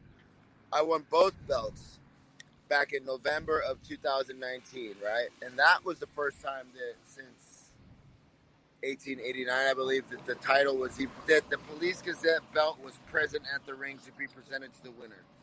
So you're literally talking about history. Like, I was the first to win it since John L. Sullivan. All right, that's cool as fuck. And then fast forward to October when I knocked out the guy from Alabama. That was my first defense. And not only did I become the first person to defend the bare knuckle fighting championship belt, but I was literally the only person to ever defend the Police Gazette title. Like, not even John L. Sullivan did. So, long-winded answer, it's pretty fucking cool. I love it, man. I love it. So, before we wrap it up here, I got one last question for you. If you could get a fight in the BKFC with any current UFC fighter and just beat the hell out of him, who are you bringing to the BKFC? Oh. You know what? Like, just to touch on the little point we made earlier, man, I would like my run backs with Stipe. And that's not anything, no ill will towards him or anything like that. He's actually really cool, and I forget, he came and helped me train for a fight after we had fought. Mm-hmm. So he's cool. He's a super cool dude. But I would definitely like my opportunities to run it back with him, and under my rule set of BKFC, like I think I win that fight. Yeah, I have to agree. I think if you stand up with Stipe and you get into that BKFC style fighting, you would definitely take that one down. So, look, you guys got any more questions for Joey? No, man. I definitely appreciate you joining the show, man. And good luck to your fight in April or May, just that date. Yeah, man. Thank you. I appreciate it, guys. Absolutely. Good luck, man. Hey, have a good one, Joey. All right. See ya. Peace. Yeah. Wow, guys, he is a cool freaking dude. Like, let's be honest. Yeah, he was awesome. Dude, that was amazing. I was nervous as hell at first. I ain't gonna lie. Yeah, he was super down to earth and super cool though. That took a lot of the pressure off. Very much so. Very much so. I don't know if you guys. I saw like that he answered that UFC question. Yeah. I think his eye was cut right here too. Yeah. Yeah, looked like at least with a scar or something. Done training this week, probably sparring. So yeah, but UFC fight question. That UFC question when he called out, I wasn't expecting him to answer. I was expecting him to say I'll take on anybody, but he said Stipe. Man, Stipe is a beast in the heavyweight division in UFC. Heavyweight champion. It's not something that it's not going to be an easy fight by any stretch of the imagination. But right. I don't know. Have you guys seen any of the bare knuckle fighing? I watched some of his highlights when we first knew that he was going to be on the show earlier, like in the week, and it definitely looks a lot more brutal. But on the flip side, it also looks a little bit more tamed than like UFC. Well, see, because there's a little bit less. There's a lot less wrestling involved, right. And it's just stand up and throw blows and make each other bleed. But it's a circle ring with like 4 ropes, so it's kind of like, they call it the squared circle. But they got these 2 lines that are about 2 or 3 feet apart, and they have to toe the line and stand in front of each other right before these, and you can't go over the line or anything like that until the ref says fight. So you are literally like within an arm's reach of your opponent, and as soon as that ref says fight, man, you go at it. And I remember watching Joey when he knocked out the kid from Alabama. He just gets this kid in a headlock. It just starts going to town on him. Like that guy's been a beast his entire career, even throughout the UFC. I know he had a tough time, towards the end of his UFC career, but he's always been a beast. He's always been somebody that I enjoy watching, even through BKFC. So that makes you wonder, if he would have stayed at heavyweight and not dropped down to the 185 and had his jaw wired shut, like you said, what if he had a longer UFC career? Yeah, that's definitely a good question, because the heavyweight division in UFC has always been kind of, there's 2 or 3 really, really good fighters in the heavyweight division, and then there's the okay fighters.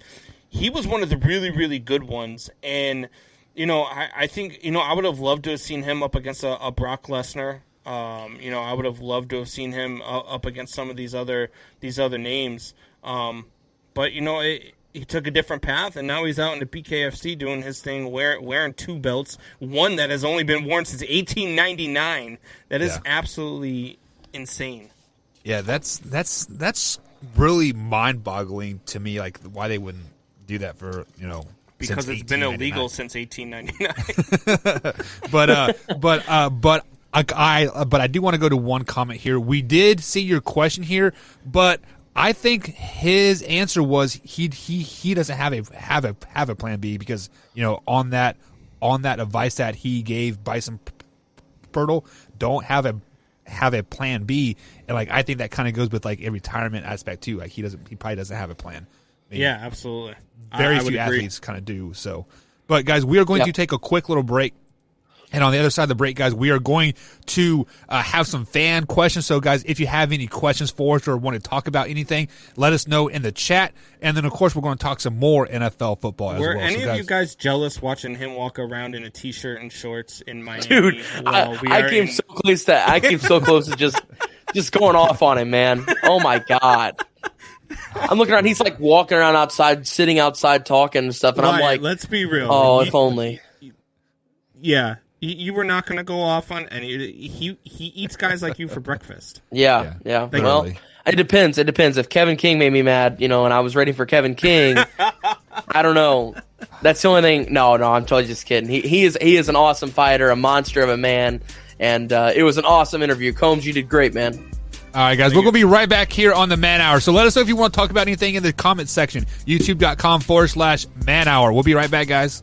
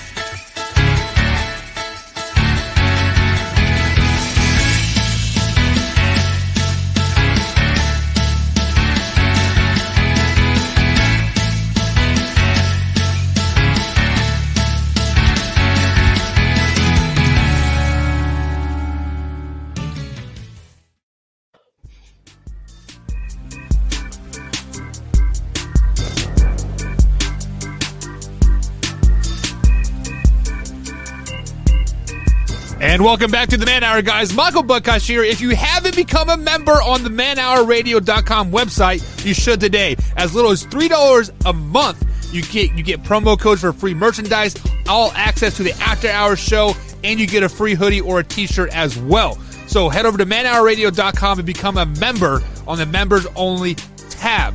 So let's welcome the boys back, Brandon Combs and Wyatt Williams. Combs, you are still on cloud nine, man. I can see it in your face. You are all giddy. It is like you just talked to like your best friend, and look, he just.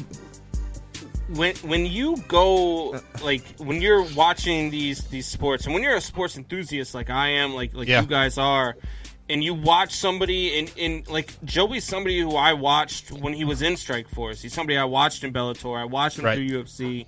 And I followed his career, and so when you get to finally talk to one of those guys, look, man, I was starstruck, man.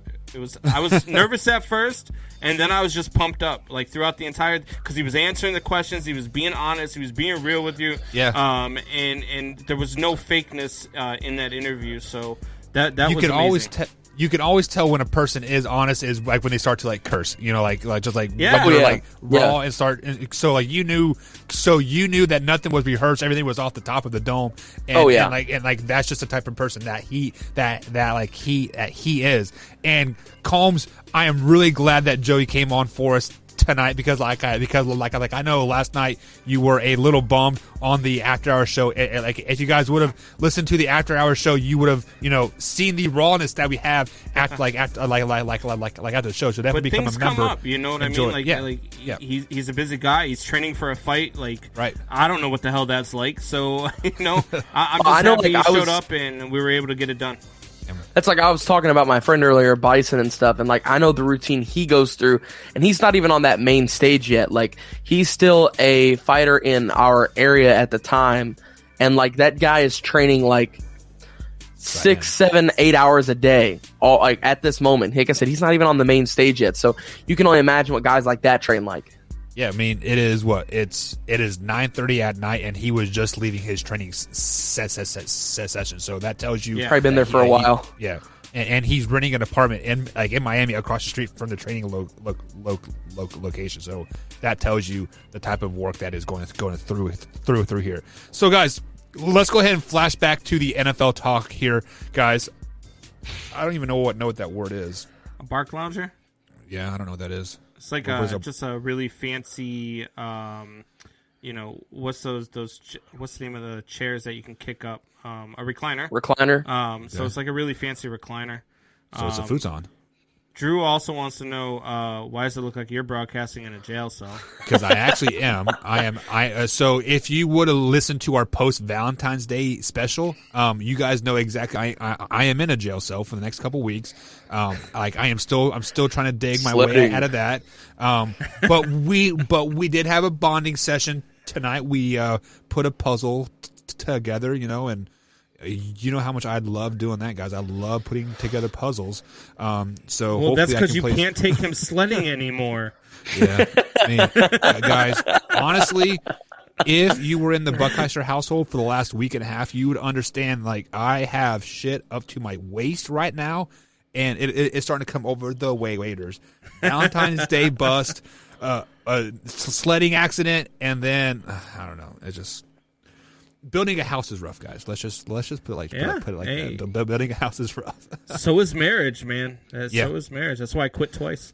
Yeah. Well, I am not a quitter. I am in it for the long haul. I am a Chiefs fan. We don't quit on our fans. Like quit on our teams. I mean, I know as a Bears fan, you know how to quit. But I would rather not make the playoffs and lose in the NFC Championship. So I would rather lose than win. So, guys, a couple days ago, I believe it was the way or no way session. Combs, you asked us way or no way if Sam Darnold was the domino that was going to make the quarterback carousel fall. Carson Wentz was the first person to, quote, fall. Do you think now that the quarterbacks are going to start to fall into place, Jimmy G, Sam Darnold, Deshaun Watson, all those quarterbacks going to start to fall into place? I think teams are going to wait on those guys, not Deshaun Watson, because like I said, Deshaun Watson's only got 3 teams that can really pay the price to get him. Sam Darnold is still the one that the rest of the teams that are looking for a quarterback are still waiting on to find out where he's going, because I want Sam Darnold before I want Jimmy G. I want Sam Darnold before I'm going to call the Colts about Brissett. I want Sam Darnold really before I want any quarterback out there other than Deshaun. Yeah, before any other quarterback other than Deshaun Watson, I want Sam Darnold first.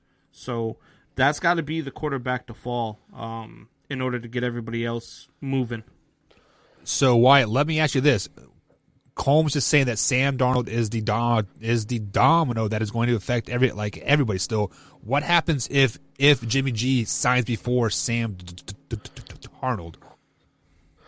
I think then that would make him I think the next quarterback. Honestly, I don't even want to say the next. I think Carson Wentz has the potential to be the domino, because quarterbacks are starting to realize now that the places where quarterbacks are needed are getting slim and short now.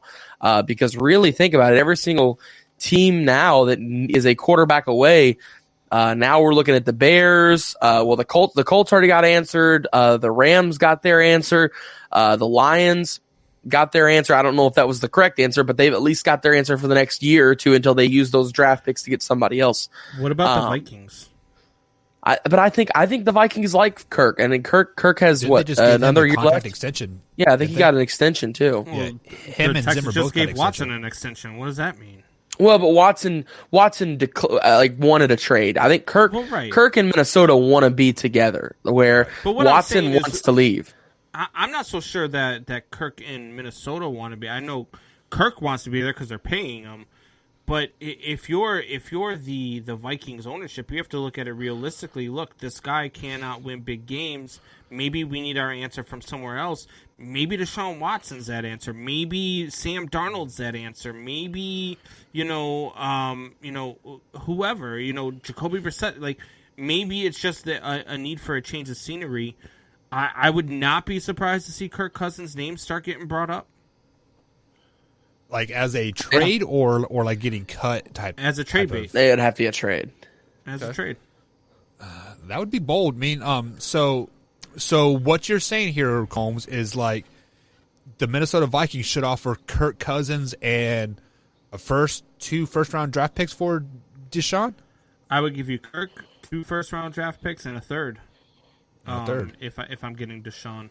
And look, I think that short of the Jets and short of Miami, I think that's probably the best you're going to get, because unless the Jets are willing to give up, the house for Deshaun Watson and still be horrible with Deshaun Watson, Miami can give up and really be good with Deshaun Watson. I mean, Miami for me is the spot for Deshaun Watson. Like, I know they, Tua was their guy. They just drafted him, blah, blah, blah, blah, blah. But we've seen it plenty of times where a guy gets Josh Rosen, and then he's not the guy. I mean, that's how Russell Wilson started his career, right? Didn't he replace the kid that came from Green Bay?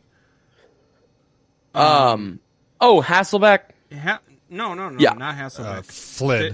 Flynn. Oh, Matt Flynn. Yeah. Sure. Matt Flynn. They signed him to a big contract, and then they got Russell Wilson. They were like, sorry, Flynn, I know we just signed you, but yeah. Well, I think Matt Flynn is a lot like the Patriots quarterbacks.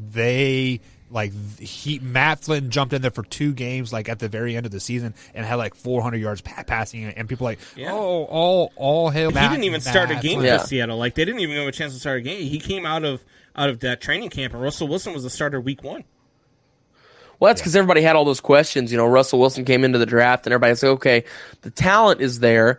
The athleticism is there, but the problem is the height, and that's what everybody didn't like about him. Is they signed him to a big they signed Flynn to a really good contract, and then I don't didn't know even what the give him details of it were to start a game. So there's nothing to me saying that Miami's going to be stuck with Tua, because you could easily trade Tua plus the number 3 overall, plus a second, plus a third, and give that up and get Deshaun Watson, and automatically you are a contender for the AFC East over Buffalo. You are a contender for the AFC to be in the AFC title game. Like I really think that Miami's the spot for Deshaun Watson. However, if I'm Minnesota, and I know Drew said that Denver is showing huge interest in Watson. Everybody should be showing huge interest in Watson. There's talk here on Chicago Sports Radio that the Bears, should start looking. I don't know how the Bears get it. I don't think they have the draft capital to go get him. So I think Miami, but I think Minnesota, man. Like, look. Would you give up Kirk Cousins and a couple of picks for Deshaun Watson? Yes, I would. It depends on what picks they wanted. That would be the only thing that I would say. As for like a team like Chicago, Kirk 2 firsts and a third for just Watson straight up. Yeah, I would do that. I would do that because. Go ahead. I'm sorry. What? You just got a second and a third for Carson Wentz. You got 2 firsts and a third for Matthew Stafford. Right. If you don't think that Deshaun Watson's going to get at least that, you're out of your mind. Yeah. Well, I was going to propose a question to White here. With Carson Wentz being a top 10 quarterback in the NFL going into the 2021 season, getting a third round and a second round pick, are we going to start seeing the prices of the quarterback go down instead of go up? No, I think it's go up. I think that I think it's go up simply because of how we saw the Stafford trade go. I think Stafford kind of set the bar for what everybody was going to go for. I mean, we saw Stafford, who is, nothing against Stafford. He's a great quarterback, and I think he's just had a bad situation always. But Stafford is an aged quarterback. Stafford is not, young. When we look at Carson Wentz, he's 9 years in the league. He's and the Texans will not get less than what Detroit got, or what Detroit got for Stafford. As of right now, because of the Stafford trade, that made Watson worth. I'm going to say if no players are involved, that made him worth 4 first-round picks. Because if Stafford, who is aged more, who has less time left in his career, is worth 2 firsts, I think Watson's worth double what Stafford is. Nothing against Stafford. Watson just has double the career left that Stafford does. So therefore he does, but if we're going to toss a player in it, like for example, I think that Miami is going to be the best fit for him. I think Miami, if they give up Tua and a first round pick and a second round pick, I think that could seal the deal on Watson if they would offer that. They might have already offered it, I'm not sure, but I think if they gave up 2 picks and Tua, that Deshaun would probably be on the road for that. I'm just, like everybody else, we're all just waiting to see what everybody's going to give up for Watson, because like we continue to hear these stories like, oh, these teams have interest in him. These teams, of course, everybody has interest in Deshaun Watson, but like we haven't seen any real offers yet. Nobody has come out. We haven't seen Schefter put out there, oh, well, this team offered this, and this for Watson. We haven't seen anything like that yet. So my theory on it as of right now is, are these teams really actually going after him as hard as everybody says? Because we haven't seen anything that shows that yet. All that it is just rumors. But here's the thing though, with the rumors, everybody has interest in Watson, as they should. He's a as of right now, the second most valuable player in all of the NFL because of his age, because of his position, and because of his talent level. Patrick Mahomes is the only one who is worth more. So with that being said, I mean, everybody has interest in him. I'm just waiting to see these numbers come across where we actually get to see what he's worth, what these teams are willing to offer for him. Yeah, and speaking of throwing random players out there, Drew comes in here and says Rams need to sign Watt, Von Miller, and maybe even Ndamukong Suh. Wasn't Suh with the Rams already? No, Suh's with the Buccaneers. He was with them last year, though. Yeah. Oh, yeah. I thought you meant like right now. And they let him go. That'd be kind of weird going back to an old team there. But Combs, let me ask you this. We have talked about teams that are a quarterback away, right? The Colts, the Bears. I might even go out on a limb and say maybe the Saints are a quarterback away to a Super Bowl Saints championship. Are a quarterback away. Chip game. But then you are talking about a player like Deshaun Watson going to these teams that are not a quarterback away. The Denver Broncos, the Jets, the Dolphins. We've even heard the Carolina Panthers come up to play. Those teams are not a quarterback away. Why would you give away 3 first-round picks, 2021, 2022, 2023, a chance to build a franchise for a quarterback that is, in his prime right now? Why would you give away the house to not win a Super Bowl? Because that quarterback is better than anything you are going to get out of any of those picks. So let me ask you this question. Is your franchise quarterback for the next 10 years. Well, and Watson's already proved himself, too. That he can lose in the first round. Correct. Stop, picks. Okay, so Combs and White, these questions will go to you guys. Answer this question. Next year in the 2021 season, as the teams are already constructed, no free agency, no draft picks, Watson to the Panthers, are they a playoff-bound team? Combs. Before I answer this question, I was on such a high after Joey Beltran, and then you start coming out with Carson Wentz, top 10 quarterback, Deshaun Watson, because he is proven that he can't get out of the first round, blah, blah, blah, blah. God. Can we get Joey Beltran back on the damn show? Sure. Anyway. I'll shoot him a text. Deshaun Watson going where? Are they a playoff team? Carolina Panthers. Yes. No. What? Because of what they'll have to give up to get him. They're gonna lose CMC to get him.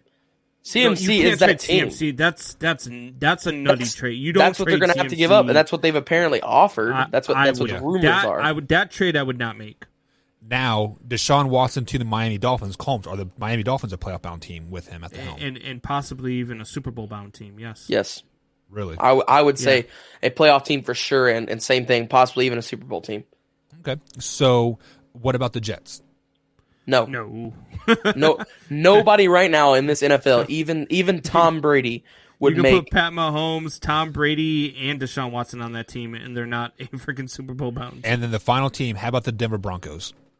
Yes. Ooh, yeah.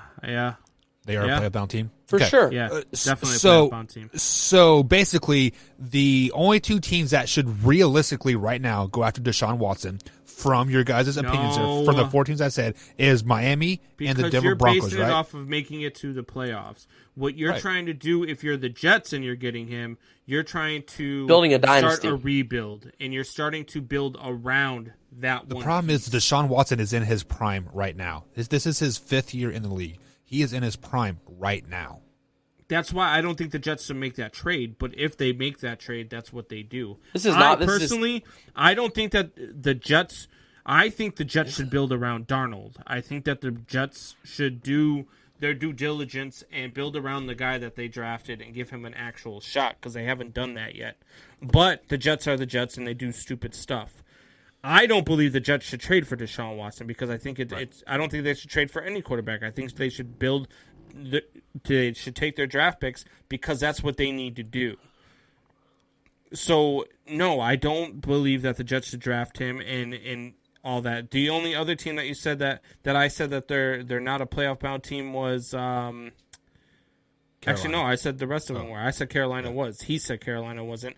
I think Carolina's definitely a playoff bound team unless they trade CMC. Yeah, it'll depend on what they give up for him, honestly, with that one. That one's a toss-up in the air for me. That'll all depend on what they get out of that trade, what they trade Teddy Bridgewater for. That all depends on how that all plays out. If you trade Teddy Bridgewater and picks for Deshaun Watson, yes, they're a playoff bound team. That's still tough to make, though, because they're in such a good division. Yeah, but they are in a good division, but they become the best team in that division with Deshaun Watson. Buccaneers are the best team in that division. Yeah, but the Saints Carolina are second. Panthers, they would be third. And think about Zach Wilson, too. They'd be better than the Saints with Deshaun Watson, especially with no Drew Brees. Look, I love Jameis Winston, but they would be better than the. I don't think Taysom Hill or Jameis Winston are the answer. Stop saying Taysom Hill. Stop saying Taysom Hill is not a quarterback. If Taysom Hill is their quarterback, I've got the Saints at 3-13 next year. Wasn't he 3-0 as a starter? He was undefeated. Yeah. They're 3-13 next year. But hold on. But what I was saying is, I don't think either of those two are the answer. I think they go with the quarterback in the draft in the first round. I think, honestly, I could even see them possibly trading away those two quarterbacks. Who are you referring to? The Saints? New Orleans. Yeah.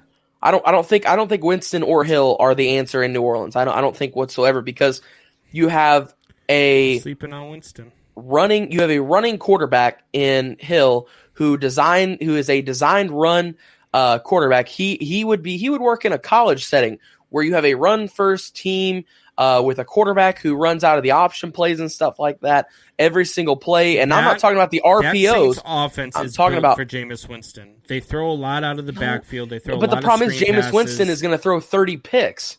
No, he's not, because he's not trying to throw the ball downfield. He's not having to score 35. He had the exact same team Tom Brady had. I'm telling with the exception. He did not. Stop it. What was different? He did not have Gronk and worse. That's it. Antonio Brown. Defense. I don't count Antonio Brown. I mean, come on, man. It was not the defense was the exact same. It. Who was added on the defense? And he still had the same coaching staff that Tom Brady had to overtake the play calling for in order for them to be good. They had three players that were different. They had a rookie tackle. Okay. They had Ndamukong Suh on defense, and they had Gronk. Those are the only three players that had starting every single down that were different. That was it. Leonard Fournette, JPP. But Leonard Fournette split time. I'm talking about guys who started every single play. JPP was already there. Okay. JPP's been there for years.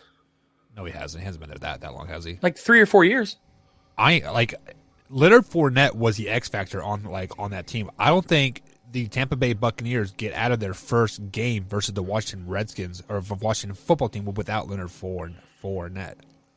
I agree with you. I think playoff Lenny was a big thing. But I mean, to say that Tom Brady didn't have the same opportunity. I mean, sure, 4 players were three starting players. But he's if you want to count freaking Brady. Stop. Well, yeah, but you have to beat Tom Brady in that division to be good. Jameis Winston is not going to beat Tom Brady. That's not happening. With the Saints offense and the offense that there is no way. Michael Thomas can't stay healthy. Alvin Kamara is the only piece on that offense that would be good. Hurt.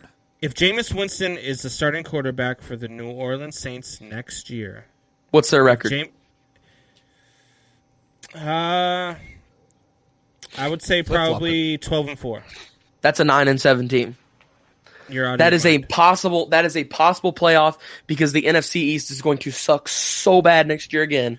Jameis Winston has a career year if he starts for New Orleans, and they are as presently constructed. I think he'll have a career year. I think he'll have a career year, and by career year, I define that as instead of throwing 30 picks, he'll throw 20. Stop, because other than throwing 30, he's never thrown more than 16. So stop it. All right, he'll throw 15. God. Just like Carson Wentz did this year? Carson threw 14. So Combs, let me ask you this question. Whoever is named the starter between Winston and Hill for New Orleans next season, do they have to trade the opposite quarterback so there isn't a quarterback controversy?